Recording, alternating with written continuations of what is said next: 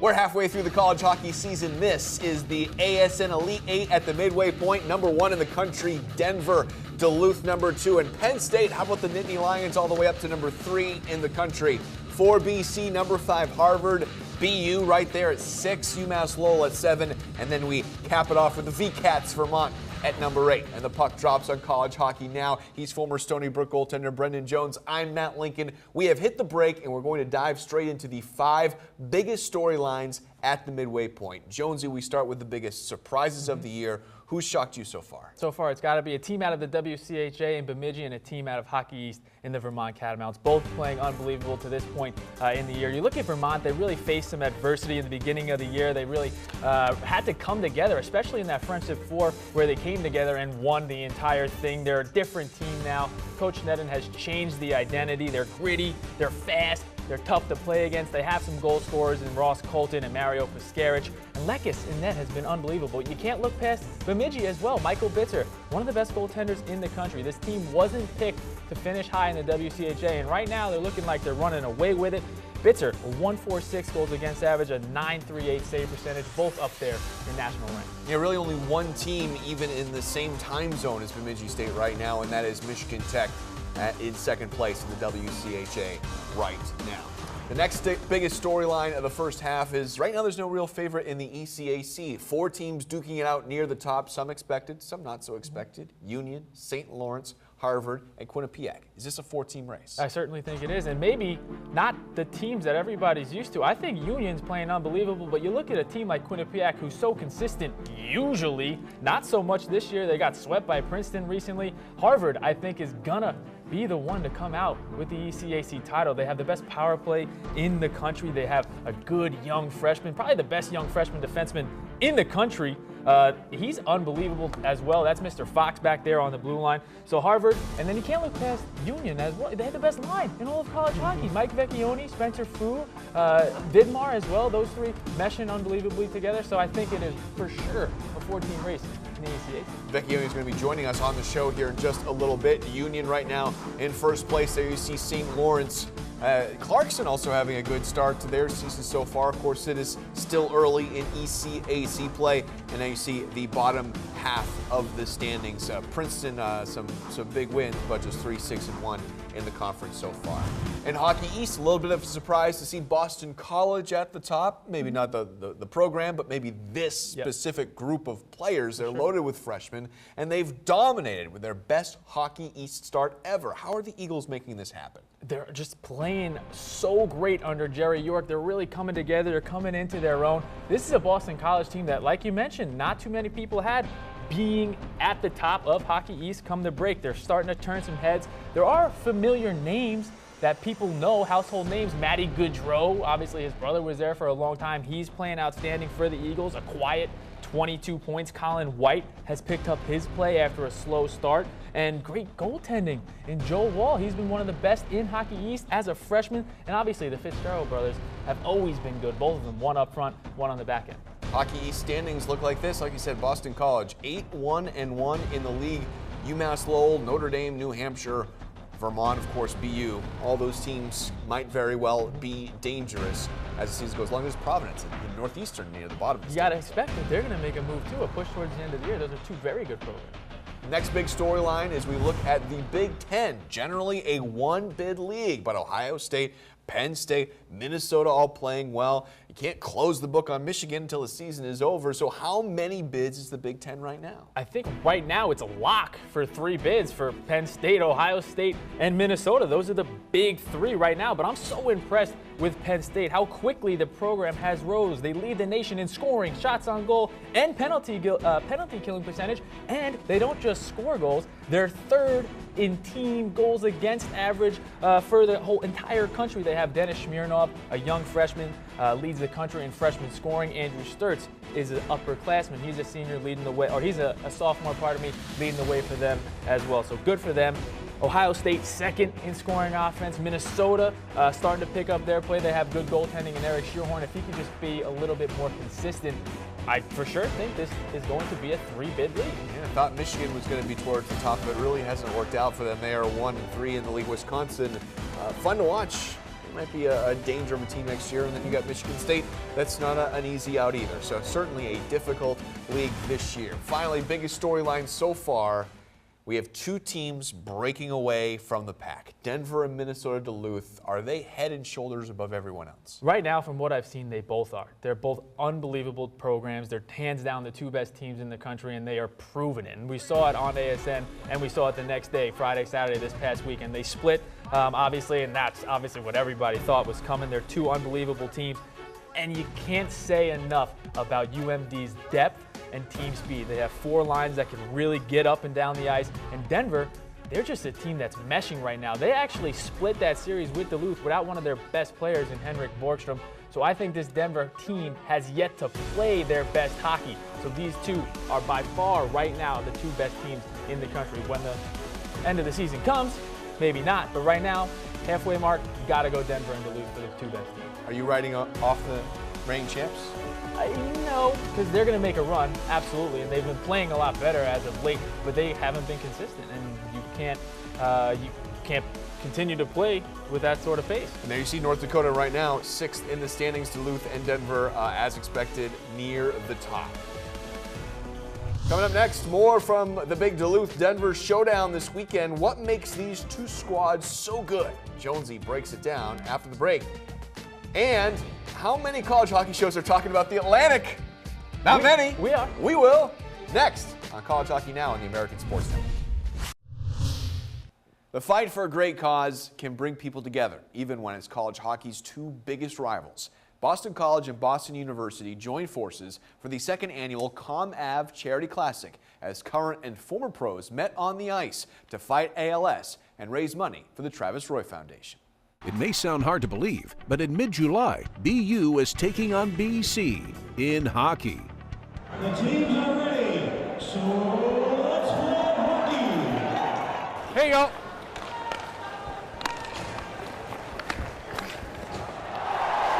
That's the last goal of the career, guys. Okay, this one isn't going to count in Hockey East, but it may just be more important. It's the second annual ComAv Classic, where BU and BC hockey alum get together to raise money for two equally great and important causes. Honored to be teaming up with Pete Frates and all that he does for ALS. You just can't lose tonight. It doesn't matter what side you're on. Compassion Care ALS benefits those currently living with ALS, and so their mission is to provide care and better the lives of those living with ALS. An incredible showing by both schools, with BU fielding a squad of 17 past and present NHL greats, while BC dressed 16. But for anyone familiar with these programs or this sport, it's no surprise. So many great guys in the sport of ice hockey. Hockey people are different than everybody else, and I think they've always come together for things like this. And the hockey community is real close. We always support each other no matter what school you go to. You know, guys love to support their school, and they love to support Pete and Travis. I mean, even just the fans and crowd coming out and everyone just doing the little things to be a part of this and make it a fun experience. It's pretty cool.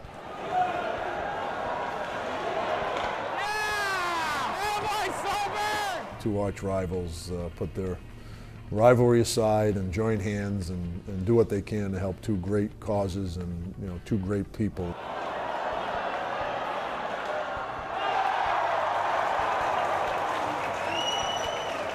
It is a charity exhibition game, yes, but hey, it's still BU versus BC, so game on.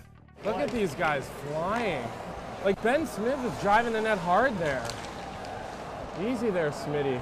Grizzy! Grizzy! Yeah! Woo! Good way, Red. Good period here. Hey! Attaboy, Kev! Final score, BC 13, BU 8, tying up the series at 1 win apiece. So not much defense in this one, but over $55,000 raised for two great causes, and everyone involved had a lot of fun. No, that's usually what an all-star game looks like. Everybody just having a good time, and that was a lot of fun. I had a ball seeing everybody from my team. You can't help but smile and just remember the good times you had here when you played here, and for Jack, and you can tell he was excited and had a good time too. You know, you could tell the players were having a ball, on the ice with each other and on the bench with themselves too. So it's a lot of fun. You know, they could be doing a million things, but they're in a rink on a Friday night, and I think that just proves the kind of people that Travis and Pete are. It's funny, you graduate here, but you never leave it. Just can't believe 20 years later that people continue to support the work we do at the level they do. So just a big thank you to everybody out there. Great cause, but a little bit of smack talking in that, right? You got it. Even though you're just raising money for charity. It's a Can't little bit more than that, right? Yeah, you can not. Still BCBU. Of course.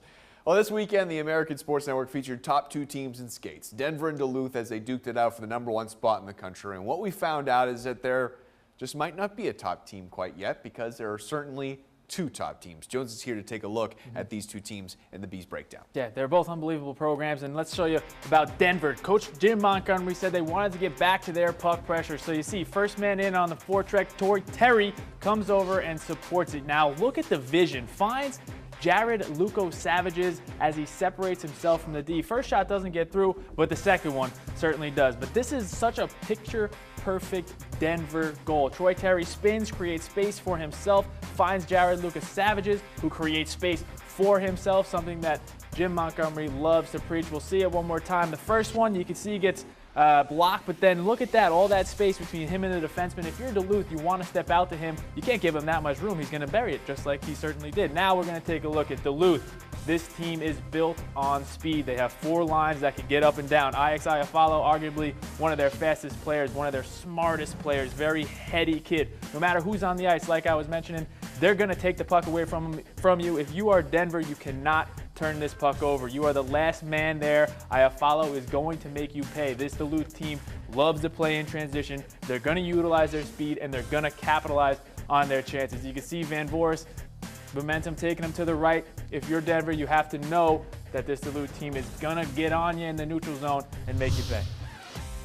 Coming up next, Union, a force once again to be reckoned with in the ECAC, and their Hobie candidate is a big reason why. Mike Vecchione joins us next on College Hockey Now.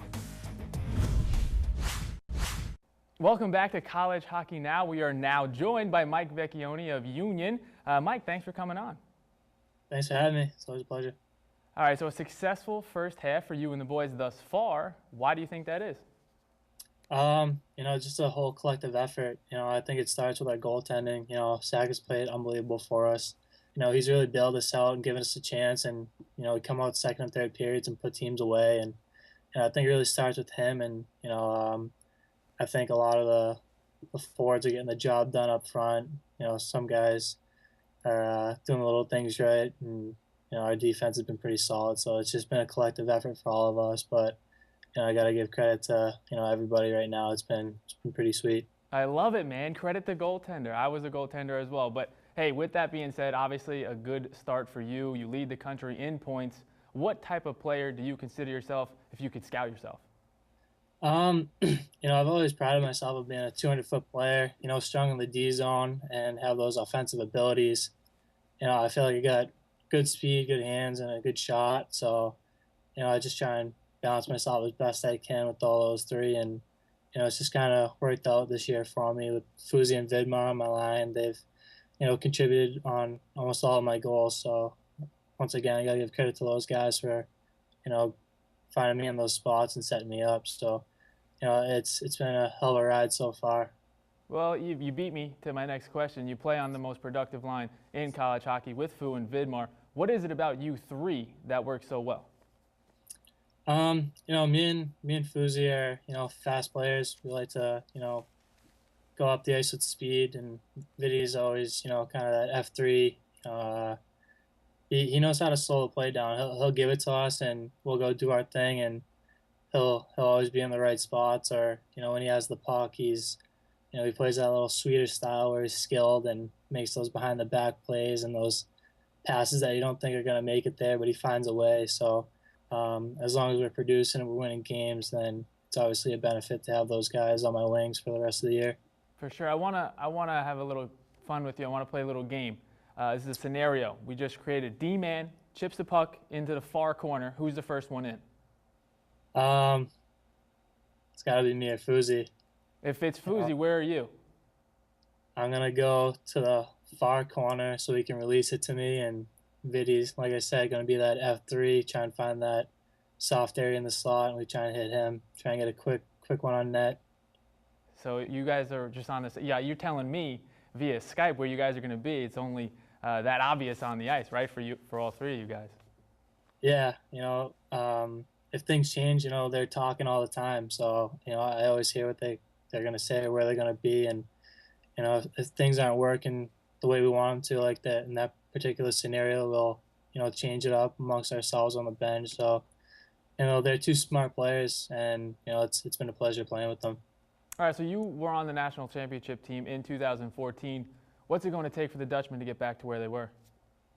I think we're on that path right now. The thing that I've really seen jump out that's synonymous with my freshman year was winning these games late. And, the past 2 years we were kind of beating ourselves and losing late games or, losing in overtime, whereas this year somehow, some way, I always find a way to win late in the games, and that's something that I saw with my freshman year. We were always able to find a way to win, and that's what great teams do. They always find that way. And like you mentioned earlier, it all starts from the net out.